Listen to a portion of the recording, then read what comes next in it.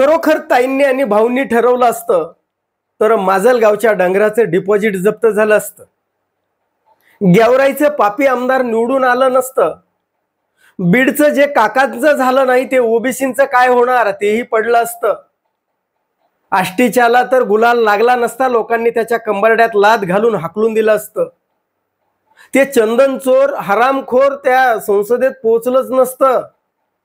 फक्त ताईंनी आणि भाऊंनी म्हणजे पंकजा ताईंनी आणि धनंजय मुंडेंनी ठरवलं नाही म्हणून ही लोक लोकप्रतिनिधी म्हणून निवडून आले आहेत. हे लक्ष्मण हाके आणि ही नवनाथ वाघमारे हे जे बरळू लागलेत बीड जिल्ह्यामध्ये येऊन, यामध्ये खरोखर काही सत्य आहे का? का अमरसिंह पंडित, प्रकाश सोळंके आणि सुरेश धस हे जर पंकजा ताईंच्या आणि धनंजय मुंडेंच्या खांद्याला खांदा देऊन जर या लोकसभा निवडणुकीमध्ये राहिले नसते, खंबीरपणे हे जर त्यांच्याबरोबर दिसले नसते, तर आज पंकजा मुंडेंचा जो पराभव झालाय तो अतिशय मानहानिकारक झाला असता का? याविषयी आपण सविस्तर विश्लेषण पाहणार आहोत. तत्पूर्वी चॅनलला सबस्क्राईब केलं नसेल तर पहिल्यांदा जरूर सबस्क्राईब करा. मित्रांनो, हा लक्ष्मण हाके आणि नवनाथ वाघमारे यांनी आता सगळ्या मर्यादा ओलांडलेल्या दिसतात आणि त्यांनी पक्क ठरवलेलं दिसतंय की यापुढे काहीही करून संसदेमध्ये मुंडे घराण्यातला सदस्य गेलाच नाही पाहिजे, निवडूनच आला नाही पाहिजे. कारण त्यांनी एकाच वेळी सगळ्या मतदारसंघातले लोकप्रतिनिधी परळीच्या विरोधामध्ये घालण्याचा विडा उचललेला दिसतोय. आष्टीमध्ये सुरेश धस यांनी प्रामाणिक काम केलं. विचारून बघा, अमरसिंह पंडित यांचे कार्यकर्ते ऐकत नव्हते तर अमरसिंह पंडितांनी त्यांना दरडावून सांगितलं. आणि ते प्रकाश सोळंके यांनी सुद्धा काम केलं. आता तर संदीप क्षीरसागरही तुम्ही तुमच्या विरोधामध्ये आहेत, बजरंग सोनवणेही तुमच्या विरोधामध्ये म्हणजे मुंडे घराण्याच्या विरोधामध्ये नेऊन जर सोडायचे असतील तर बीड जिल्ह्यामध्ये यापुढे म्हणजे लोकसभेला अथवा जिल्हा परिषद मध्ये मुंडे घराण्याची सत्ता ठेवायचीच नाही असं या लक्ष्मण हाकेंनी आणि नवनाथ वाघमारेंनी ठरवलेलं दिसतंय की काय?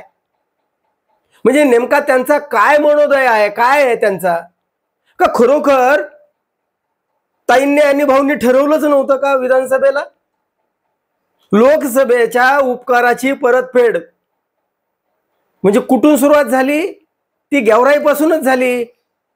गेवराईमध्ये त्या प्रियंका खेडकर यांच्यासाठी या लक्ष्मण हाकेंनी गल्ली बोळा पिंजून काढल्या. हो, तोंडावर पडलं, तोंड काळं झालं तरी ते दंड थुपटूनच पुन्हा उभं आहे आणि पुन्हा म्हणतंय की तो पापी आमदार निवडून आला, आमच्यामुळं आला, ओबीसीच्या दारात आला तर बघ आम्ही दांडके काढू.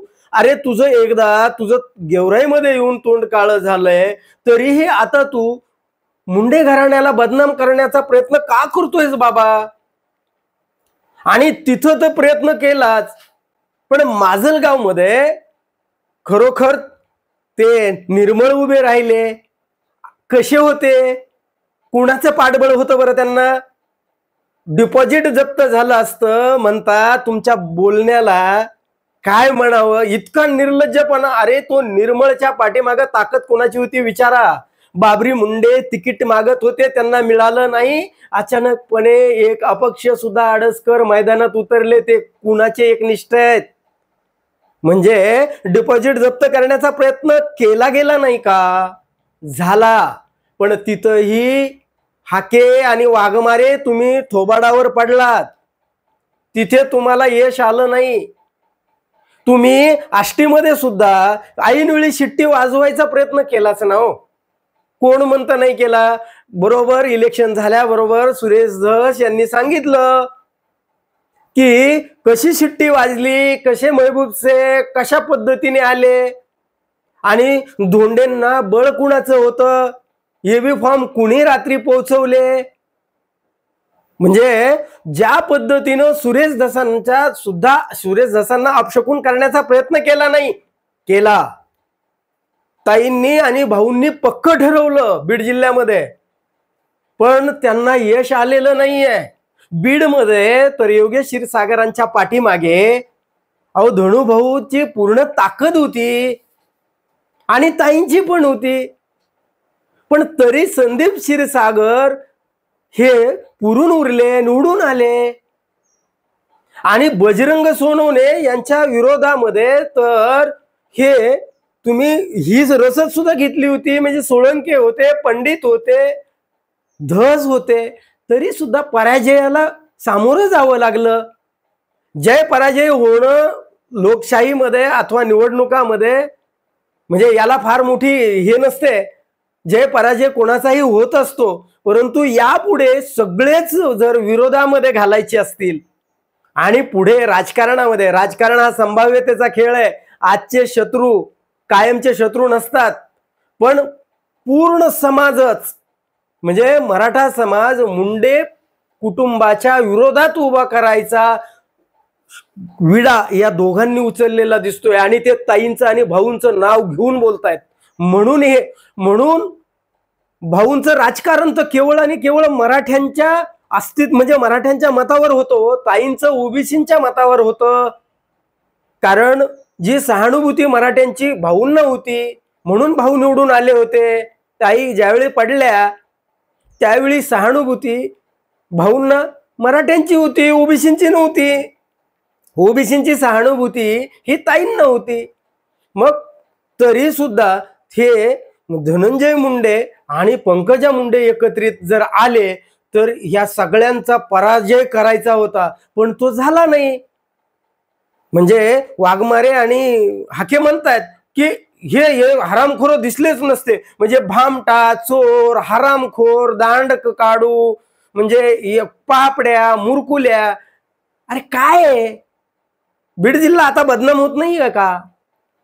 आता बीड जिल्ह्याच्या शिरपेच्या ते मानाचे तुरे रोवतायत येऊन हे या पदव्यात उपाध्यायात हे लक्ष्मण हाके आणि ते देत आहेत. ते मित्रांनो, ताईंनी आणि भाऊंनी प्रत्येक मतदारसंघामध्ये पुरेपूर प्रयत्न केला, पण प्रकाश सोळंके असतील, विजयसिंह पंडित असतील, इकडे सुरेश धस असतील, संदीप क्षीरसागर असतील, बजरंग सोनवणे असतील, ही सगळी मंडळी खरंच या षडयंत्राला, कटकारस्थानाला पुरून उरली. कारण लोकांनी त्यांना स्वीकारलं.